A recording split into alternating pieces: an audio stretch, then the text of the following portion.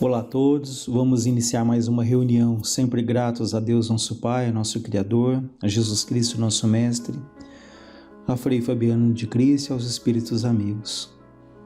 Pedindo por todos os que sofrem do corpo e da alma, por obsessores, obsidiadas, por todos os suicidas, pelos que pensam em suicídio, e sempre pedindo a Deus que jamais nos falte o bom ânimo, a confiança e a certeza de tanto amparo, de tanta assistência. Nós hoje trouxemos do livro Alerta, que é um livro psicografado pelo Divaldo através do espírito de Joana de Ângeles, que ele fala sobre os pontos vulneráveis, né? O que seria um ponto vulnerável? Aquele ponto exposto, aquele ponto frágil, aquele ponto que está sujeito ali a ser atacado. E ele fala sobre os nossos pontos vulneráveis. E é dito: nas tuas fraquezas estão os pontos vulneráveis que deves revestir de forças. Os pontos vulneráveis representam uma resistência de toda a maquinaria, a segurança de cada indivíduo. Então veja, um relógio, por exemplo, ele tem ali todo um sistema complexo, mas se uma única peça ali ela está desregulada, ela está quebrada, isso impede o funcionamento de todo o conjunto. Por isso é que ele diz que esses pontos vulneráveis, aqueles que estão sujeitos ali a uma avaria, a um desgaste, eles representam uma resistência de qualquer máquina, né? A segurança, humanamente falando, de qualquer indivíduo. E Joana de Ângeles continua dizendo: inevitavelmente as tentações te acercam, ferindo-te a vulnerabilidade no fulcro das tuas deficiências. Vejam que ela diz que inevitavelmente as tentações nos acercam. E o que são tentações? As tentações são justamente aqueles pontos que ainda estamos oscilantes, que ainda estamos desenvolvendo.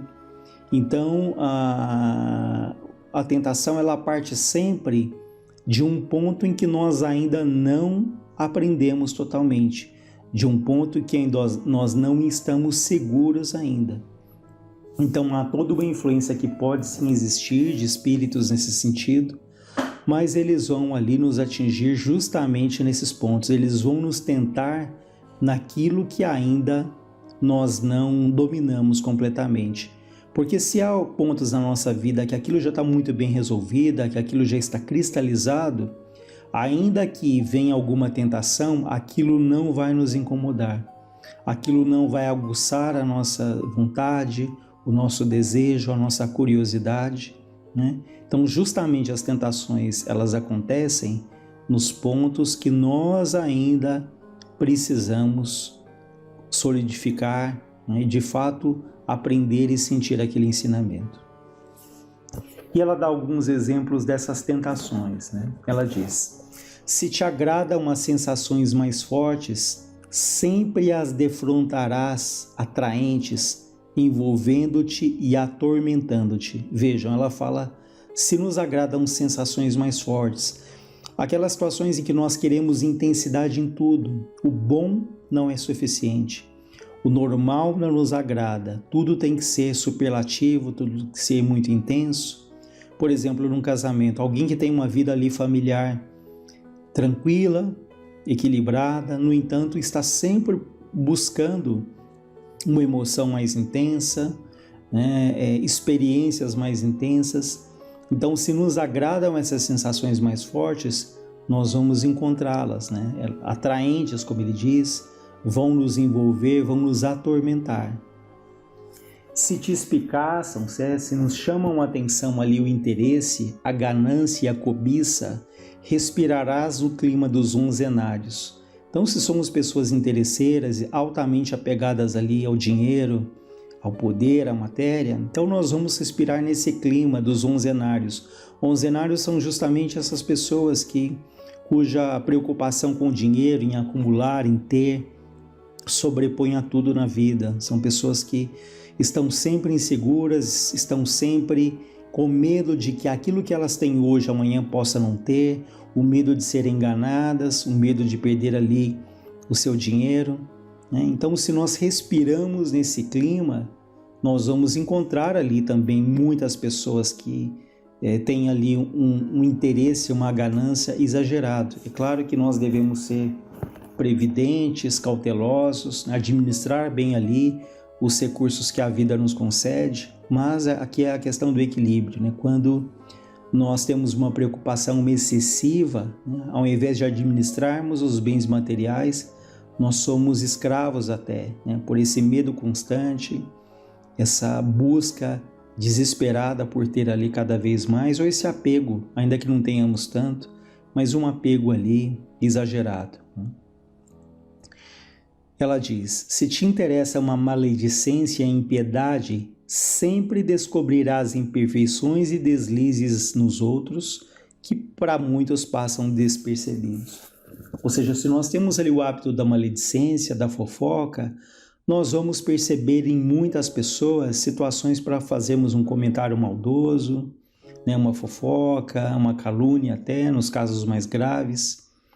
Mas aquele que está ali focado no seu próprio crescimento, aquele que não tem essa preocupação, ele não vai ter nem ter tempo para ficar olhando tanto para a vida do outro.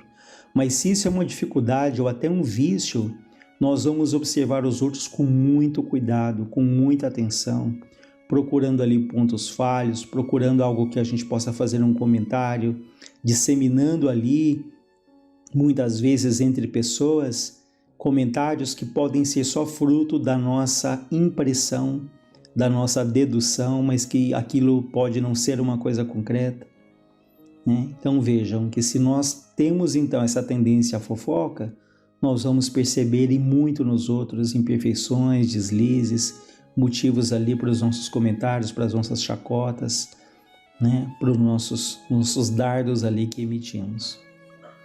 Ela diz: se preferes a ociosidade e o comodismo, encontrarás justificativas para a preguiça e o repouso exagerado. Então, se temos uma tendência a procurarmos muito tempo ocioso, o comodismo, a preguiça, nós vamos encontrar muitos motivos para isso.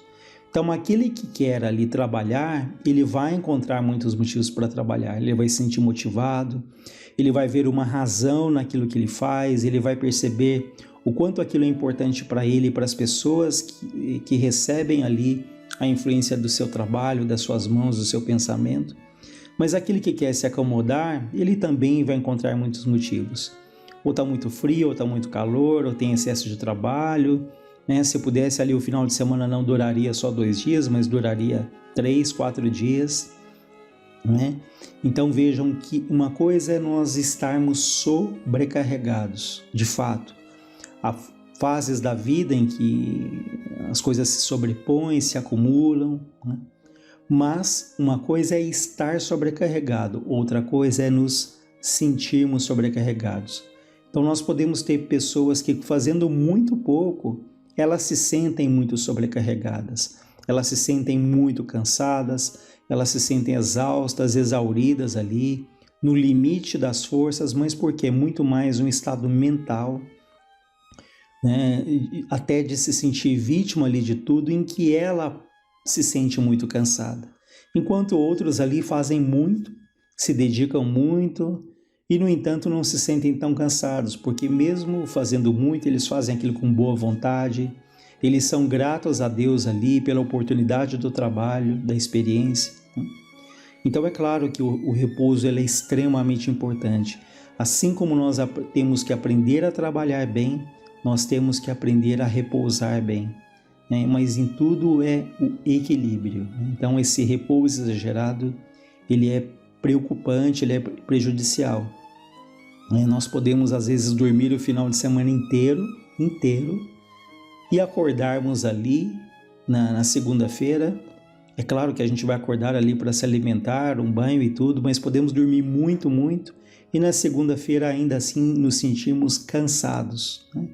Porque não foi um sono reparador, não foi um sono que restaurou ali as nossas forças, as nossas energias, né?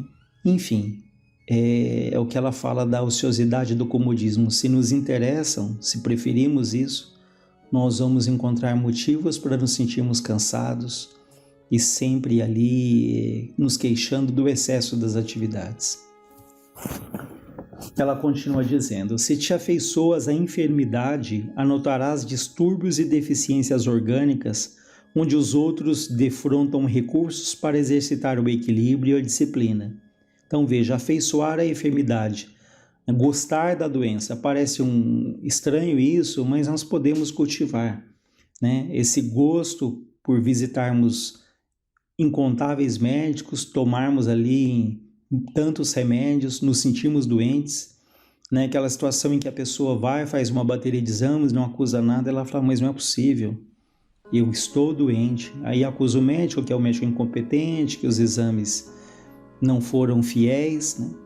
Enfim, essa busca pela doença para nos sentirmos vítimas, para fugirmos ali dos desafios, dos compromissos que temos que assumir, né?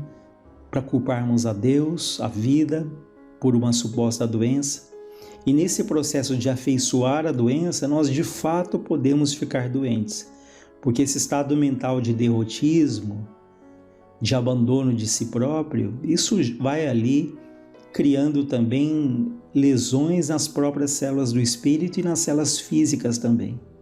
Então vejam que, claro, na doença nós temos a obrigação de nos tratarmos, de procurarmos a saúde, né? Mas o cuidado para que isso não seja ali um exagero, para que a gente não fique buscando a doença até como uma fuga, para que ninguém nos cobre nada, para que nós possamos nos isentar das lutas, das atividades que a vida nos aguarda. Ela diz, cada espírito é colocado onde lhe cumpre progredir, vinculado aos recursos de que necessita para superar-se e reparar os compromissos infelizes do passado. Vejam que interessante. Cada um está sendo colocado onde deve, né, para o seu próprio aprendizado. Ouvimos às vezes as pessoas falando, eu nasci no planeta errado, na família errada, eu estou no local errado. Não, nós somos colocados onde há necessidades, onde há aprendizados, onde há alegrias, mas igualmente também aos desafios, às tristezas, com o objetivo de desenvolver ali as nossas potencialidades, às vezes latentes, adormecidas, que precisam do nosso impulso, da nossa boa vontade, da nossa coragem, para que nós possamos pouco a pouco descobrir em nós essa força até então desconhecida, porque podemos fugir muito tempo, mas chega um momento em que nós somos obrigados, até pela bondade de Deus, a nos depararmos com essas lutas e vencermos e caminharmos ali mais rapidamente. A reencarnação, ela traz o aprendiz de volta à experiência malograda, né?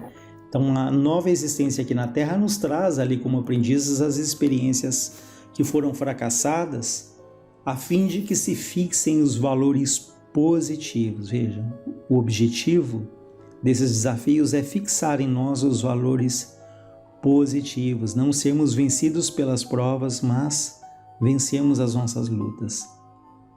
Tendências e aptidões boas e más ressumam, né, têm a sua origem no pretérito espiritual. Então, as nossas tendências, aptidões, as nossas qualidades ou as nossas dificuldades, elas têm a sua origem no passado, que estão gravadas no nosso corpo espiritual, né? Mas nós renascemos com isso gravado, como ela diz, a fim de serem aprimoradas, tornando-se valiosas conquistas que impulsionam ao progresso e à paz. Então, há hábitos que nós cultivamos durante muitas existências, hábitos difíceis, como, por exemplo, esses que ela relacionou, às vezes o apego ali, exagerado ali ao dinheiro, ao poder, a maledicência, a preguiça.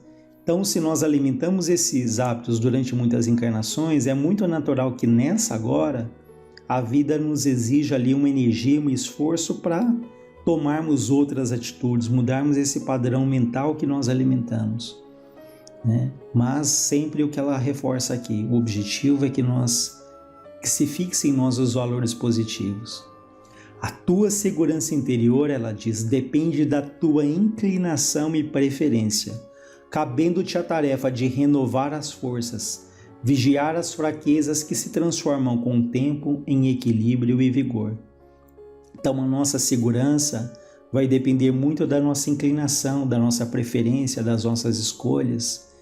E é interessante que nós podemos ter ali durante a vida uma série de pontos bons, positivos, mas às vezes um ponto que é ali para desenvolver, algum ponto ali que é uma verdadeira tentação, ele pode colocar a nossa existência ali em situação bastante difícil, né? Nós vemos, por exemplo, a questão de um vício, de uma dependência química.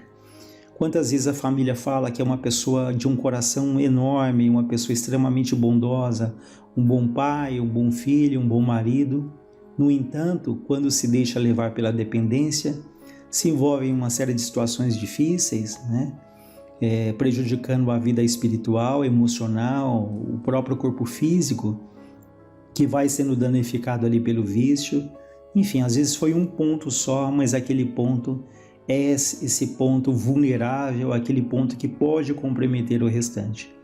Por isso é que ele fala para que a gente se fortaleça, para que a gente possa ter boas escolhas, pedindo muito a Deus, ao nosso espírito protetor, aos espíritos amigos que nos ajudem na força necessária para vencermos essas tendências que todos nós, em maior ou menor grau, nós trazemos do passado, assim como também trazemos as nossas conquistas, os valores positivos. Mas cada um ali, se analisando, olhando com cuidado, vai se perguntar: qual será o meu ponto vulnerável? Quais são os meus pontos vulneráveis? Quais são as áreas da minha vida que eu tenho que tomar mais cuidado? Então, fazer uma análise bastante criteriosa, né? E quando percebermos que não haja ali também um julgamento impiedoso, né? Mas que pensemos: eu preciso tomar cuidado nesses pontos. E é interessante que uma das maneiras de sabermos quais esses pontos é nos perguntarmos: o que acontece com muita frequência na minha vida que não acontece tão frequentemente com os outros, né? Porque a dificuldade que nós temos, as situações, eu brinco que elas não aparecem, elas brotam, né? Nos ali convidando a tomarmos aquele caminho. Então, aquilo que acontece muito frequentemente é um ponto que a gente tem que tomar cuidado. Por exemplo, uma mulher que ela se envolve com muitos homens já casados, muitos homens comprometidos. Talvez essa mulher fale: poxa, mas eu não quero isso, né? Não é a minha escolha, eu não quero me envolver com ninguém comprometido. Mas a gente não sabe, né, como já acompanhamos casos que às vezes no passado foi uma mulher que se envolveu ali com homens casados, que ali criou a ruptura de várias famílias, muitas mágoas da esposa daquele homem, dos filhos, né? Então, né, e ela pode falar: poxa, mas a culpa não é minha, eu era solteira, ele era casado. Só que nós acabamos ali nos comprometendo, sim, e podemos renascer nessa existência agora, sujeitos a passar por situações semelhantes, né? Em que mesmo que nós não queiramos, nós vamos atrair essas situações. Atrair por quê? Porque nos envolvemos naquela situação, isso vem ali gravado na nossa matriz, no nosso registro, no nosso corpo espiritual. Então, por isso é que a gente se pergunta: por que acontece tanto, né? Uma pessoa, por exemplo, que nunca foi assaltada, tem pessoas que já foram assaltadas 10, 20, 30 vezes, né? Por que isso? Então, essa pessoa que foi assaltada tantas e tantas vezes, talvez ela tenha desviado dinheiro no passado, assaltado também, enganado alguém, e ela vem sujeita a passar por isso e ela atrai, né? Então, essas situações que se repetem muito na nossa vida, vale a pena um olhar cuidadoso para percebermos: opa, esse aqui é uma área que eu tenho que tomar mais cuidado. E para finalizar, ela diz: no que delinquistes, né, no que errastes, trazes a marca íntima. Conforme te comprometestes, renasces com a matriz de registro, que é isso que nós acabamos de comentar, que aquilo vem gravado em nós. De acordo com o erro, voltas aos sítios, né, aos locais, aos ambientes familiares onde deves repará-lo. Assim também ocorre em relação às ações enobrecidas, ou seja, as ações enobrecidas no bem, elas também estão ali fixando em nós, também vão atrair coisas positivas, né? Situações que também vão nos levar ao crescimento. Essas situações enobrecidas, né, nos induzem ao crescimento espiritual com superação das próprias forças, na grande arrancada do espírito. Não te permitas concessões desconcertantes, nem prazeres que anestesiam a razão e perturbam o sentimento.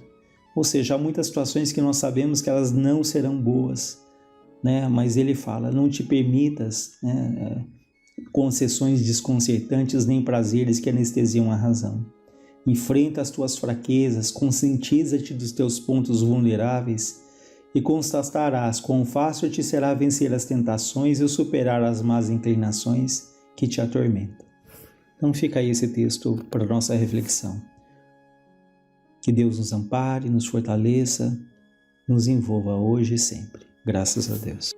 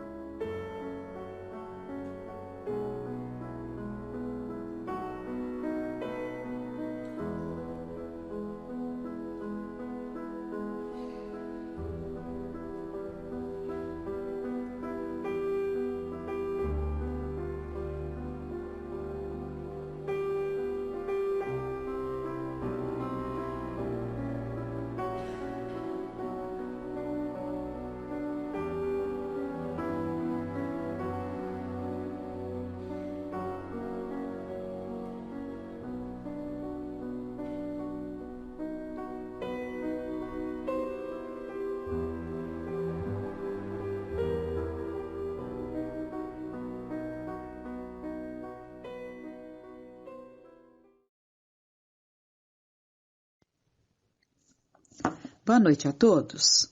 Vamos dar início ao nosso encontro, a mais esse momento em que devemos nos sentir juntos e nos preparando, então, vamos buscar em Jesus o reconforto para os nossos corações. Nas suas palavras, nos seus ensinamentos. Eu sou o grande médico das almas e venho trazer-vos o remédio que vos há de curar, os fracos, os doentes, os sofredores, são os meus filhos prediletos. Vinde a mim, vós todos que te achais cansados e oprimidos, e sereis aliviados e consolados. Vossas almas não estão esquecidas. Eu, o divino jardineiro, as cultivo no silêncio dos vossos pensamentos. Das ovelhas que meu Pai me confiou, nenhuma se perderá. E então, com muita confiança, vamos retomar o nosso aprendizado, o nosso estudo que estávamos vendo, aquele processo educativo. Iniciamos com o texto do Vinícius, do Pedro Camargo Vinícius, depois puxamos ali, abrimos para uma passagem do Memórias de um Suicida, em que nós vemos um processo educativo em relação a Agenor Penalva, que era um daqueles tantos que se encontravam isolados, em apartamentos isolados, mas com muito aprendizado, na colônia Maria de Nazaré. E nós estávamos vendo, então, um momento em que se dava o tratamento, e Camilo Botelho, que é o narrador do livro, ele nos relata que a tese da aula ministrada se tratava dos direitos de cada indivíduo à luz das leis divinas que nos regem. Direitos esses ligados ao mútuo respeito, solidariedade e fraternidade. Ele tinha que confrontar, então, Agenor Penalva, ele tinha que confrontar suas ações, tanto quando encarnado como no plano espiritual, nos códigos da moral cristã, indispensáveis ao progresso e bem-estar de todas as criaturas. Então, fica para nós esse grande ensinamento de que não teremos progresso, muito menos bem-estar, se nos afastarmos dos códigos da moral cristã. Ao aluno, é narrado, ao aluno assistiu o direito de apresentar objeções, indagar em torno de dúvidas e até de contestar. E eles observaram o volume de preciosos esclarecimentos a cada contestação do endurecido discípulo. Então o grupo ali, junto de Camilo, observavam os preciosos esclarecimentos que o mestre passava, Olivier de Guzmán passava para o seu discípulo. Camilo Botelho, então, nos relata que foram surpreendidos com o desenrolar rápido de natureza altamente educativa. Agenor Penalva foi levado para uma sala especial em que seus pensamentos, o seu passado, se projetavam numa tela. Mas antes dessa projeção, que é um processo muito interessante, descrito minuciosamente no texto por Botelho, antes disso, ele sentiu-se, o Agenor começou a sentir-se apavorado, ele percebeu o andamento das coisas, né? E ele resolveu então mistificar. Ele não percebeu a condição do seu mestre. Porque o Olivier de Guzmán diminuía a sua condição, né, para que não humilhasse o discípulo, porque normalmente esses espíritos de muita condição, eles emanam uma luz, né, eles emanam algo, assim, uma força tal que poderia até desencorajar, né, o discípulo, o Agenor Penalva. Então ele disfarçava a sua condição para não constranger o Agenor Penalva. E o Agenor, então, ele passa a dizer que tudo que ele tinha colocado nas anotações da véspera eram verdades, que ele tinha sido um bom filho, e ele vai ali se queixando, dizendo que as anotações estavam corretas. Por que o Olivier de Guzmán, porque o seu mestre estava cobrando algo que ele tinha dito de uma forma verdadeira? Então, esse ponto nós vamos começar a ler, porque é muito interessante que a gente, e o Camilo, ele nos trouxe em detalhes, e é muito bom para o nosso aprendizado. Então, vamos lá, a fala de Agenor Penalva.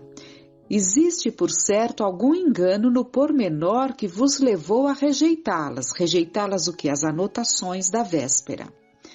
Engano e rigor excessivo para comigo.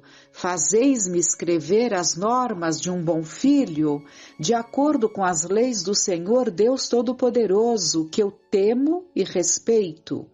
Quereis que, mais uma vez, eu as estude para amanhã expor minhas recordações em torno de minha condição de filho, nas páginas do diário íntimo que sou forçado a criar, analisando-as em confronto com aquelas normas. Porém, se tenho certeza do que venho afirmando em torno de minhas recordações, para que tão exaustivo labor?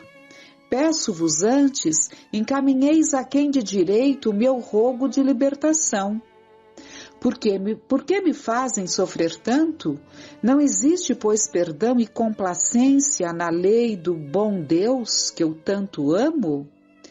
Pois sou profundamente religioso e estou arrependido dos meus grandes pecados. Encontro-me aqui há tantos anos. Passei por infernais calabouços nas mãos da horda malvada que me arrebatou após o suicídio para a sua banda. Atormentado, vaguei por ilhas desertas antes de me submeter aos seus detestáveis desejos. Enfrentei as fúrias tétricas do oceano, abandonado e perdido sobre rochedos solitários. Durante 10 anos me vi acorrentado à cova imunda de um cemitério, onde sepultaram meu corpo asqueroso, enlameado e fétido. Perseguido fui por grupos sinistros de inimigos vingadores, batido como cão raivoso, maltratado como um réptil, corroído por milhões de vermes que me enlouqueceram de horror e angústia, sob a tortura suprema da confusão que nada permite esclarecer, sem lograr compreender a trágica aflição de sentir-me vivo e deparar-me sepultado, apodrecido, devorado por imundos vibriões. Então nós vemos aqui queixas que ele está fazendo de todo o sofrimento dele, porque ele não reconhece que tudo isso foram consequências da própria vida que ele escolheu, que ele veio escolhendo, né? Porque ele vem há tempos ali em caminhos tortuosos de crimes, e pelo suicídio que traz para muitos que assim agem essas situações que ele descreve. Carregaram-me prisioneiro os malvados, atado de cordas resistentes, e prenderam-me na própria sepultura em que jazia. Bem, quero dizer, vós já o sabeis, meu mestre, em que jazia aquela que eu amei, sim, que eu desgracei e depois assassinei, temendo represálias da família, visto tratar-se de uma menina de qualidade aristocrata. Ninguém jamais identificou o assassino, mas aqueles malvados sabiam de tudo e depois do meu suicídio vingaram a morta. De tal forma me vi perseguido que, a fim de me libertar de tal jugo e eximir-me dos maus tratos que recebia, tive de unir-me ao bando e tornar-me um similar, pois era essa a alternativa que ofereciam. Devo, portanto, ter muitas atenuantes. Depois, além do mais, aprisionado por lanceiros, emasmorrado no vale sinistro, onde padeci nova série de horrores. E agora, nesta torre, tolhido em minha liberdade, sem sequer poder recrear-me pelas ruas de Madrid, que eu tanto amava, nem respirar o ar puro e fresco dos campos, como tanto me apraz. Sou ou não sou filho do bom Deus? Ou serei irmão do próprio Satanás?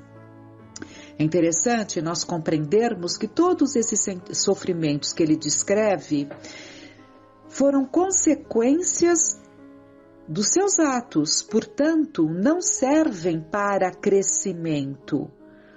Os sofrimentos que nos trazem crescimento são aqueles bem vividos, aqueles bem passados, aqueles pelos quais nós passamos com força, com resignação, sem nos afastarmos de Deus. Esses são sofrimentos que computam a nosso favor. O resto é simplesmente consequência dos nossos atos. É importante que entendamos. Continuando, demonstrando a mais singular serenidade, replicou o mentor generoso: em ouvindo alguém estranho as tuas eternas queixas. Então agora é Olivier de Guzmán falando. Em ouvindo alguém estranho as tuas eternas queixas, Agenor Penalva suporia que se cometem injustiças do recinto iluminado pelos almos favores da magnânima diretora da nossa legião, que é Maria de Nazaré, né, mãe de Jesus. No entanto, a longa série de infortúnios que expuseste teve origem apenas nos excessos pecaminosos dos teus próprios atos e na truculência dos instintos primitivos que conservas. Há 38 anos, vem sendo pacientemente exortado a uma reforma íntima que te assegure situações menos ingratas. Porém, negas-te sistematicamente a toda e qualquer experiência para o bem, enclausurado na má vontade de um orgulho que te vem intoxicando o espírito por tolher os movimentos à prol dos progressos que há muito deverias ter concretizado. Grande complacência há se desenvolvido aqui em torno de ti, apesar de não a reconheceres. Bem sabes que a tua retenção em nosso círculo de vigilância equivale à proteção contra o jugo obsessor da falange que chefiavas. Assim como não ignoras que de ti depende a obtenção da liberdade que tanto almejas. Jamais foste molestado aqui. Tesouros espirituais diariamente te oferecemos, desejosos que somos de ver-te enriquecido com a aquisição das luzes que deles se radiam. Hóspede da Legião de Maria, foste para ela recomendado à direção desse instituto, no sentido de não consertarmos tua volta ao círculo carnal, à reencarnação, sem que positivasses grau de progresso eficiente para o bom êxito dos futuros testemunhos terrenos que serão duros, dada a gravidade dos teus débitos no conceito da lei.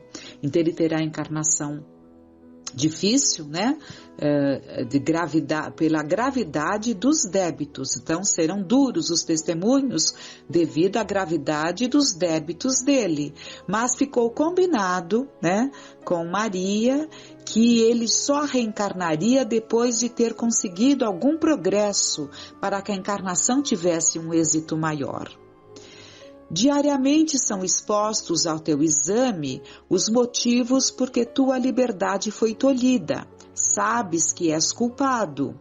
Sabes que arrastaste ao sorvedouro do suicídio uma dezena de homens incautos que se deixaram embair pelas funestas sugestões das tuas manhas de obsessor inteligente, desgraçando-os pelo simples prazer de praticar o mal ou por invejá-los de algum modo. Assim como outrora, quando o homem desvirtuava as pobres donzelas enamoradas e levianamente confiantes, levando-as ao suicídio com a amarga traição com que as decepcionavas. Prenúncios do obsessor que futuramente serias. Mas teu orgulho sufoca as conclusões lógicas do raciocínio e preferes a revolta e o sofisma por mais cômodos, furtando-te as responsabilidades por permaneceres, dilatando a aceitação de compromissos que te apavoram, porque tens medo do futuro que tu mesmo preparaste com as iniquidades que houveste por bem praticar. Agora, porém, existem ordens superiores a teu respeito. Urge, apressemos tua marcha para o progresso, forrando-te da permanência indefinida no círculo vicioso que te prolonga os sofrimentos. Para que ponhamos fim a tão lamentável estado de coisas, faremos a experiência suprema. Quiséramos evitá-la por dolorosa, concedendo-te prazo mais que justo para, por ti mesmo, procurares o caminho da reabilitação. Então, esse tratamento que ele vai receber agora é porque não houve outra forma, porque ele não se colocou em condições de aprendizado. Advirto-te de que a partir desse momento, diariamente, farás um exame sobre ti mesmo, provocado por nós, lento, gradativo, minucioso, que te faculte a convicção da urgência na reforma interior de que careces. Sei que será penoso tal cotejo. Provocaste-o, porém, tu mesmo, com a resistência que te vens mantendo para o ingresso nas vias do reerguimento moral. Foste bom filho para teus pais, dizes? Tanto melhor, nada deverás temer ante a evocação desse passado. Será, portanto, por esse confronto que iniciaremos a série das análises necessárias ao teu caso, uma vez que o primeiro dever que cabe ao homem cumprir na sociedade em que vive será no santuário do lar e da família. Vejamos, pois, os méritos que terás como filho, pois todos os que possas ter serão rigorosamente creditados em teu favor, suavizando tuas futuras reparações. Agenar Penalva, senta-te à frente deste espelho, sob o pálio magnético que irá fotografar teus pensamentos e recordações. Volta tuas atenções para a época dos teus 5 anos de idade, na última existência que tiveste na Terra. Rememora todos os atos que praticaste em torno de teus pais, de tua mãe em particular. Assistirás ao desfile de tuas próprias ações e serás julgado por ti mesmo, por tua consciência que neste momento receberá o eco poderoso da realidade que passou e da qual não se poderá furtar, porque foi fiel e rigorosamente arquivado nos refolhos imperecíveis de tua alma imortal. O tempo está findando, mas ele vai ficar... não, Senhor, meu mestre, por obséquio eu vou-lo suplico, deixai-me regressar ao meu aposento ainda esta vez, para novo preparo. Ele não queria ver, porque ele sabia que ele não tinha sido bom filho, muito pelo contrário. Nós vamos ver depois as atitudes que ele tomou ali no próprio lar, né? Fazendo com que ele fique horrorizado, revendo aquilo que ele não queria aceitar. Então, que fique para nós essas lições preciosas, que mais dia menos dia teremos que nos defrontar com nós mesmos, né? Que seja através da nossa consciência, para que não nos vejamos amanhã diante de um espelho como esse, em que recordar dessa forma será muito doloroso. Que vamos então, nos nossos dia a dia, a cada dia, buscando esse confronto, buscando essa análise, buscando esse reconhecimento dos nossos atos e a busca daquilo que pudermos melhorar, modificando tantas coisas. Peçamos a Deus que nos inspire e nos auxilie a percebermos a importância de estarmos abertos a mudanças positivas, mudanças no trato com o outro, mudança nos nossos pensamentos, no que desejamos para o outro, no que fazemos para o outro. Permita, meu Pai, que tenhamos essa condição, nos preparemos para isso. Tenhamos uma noite de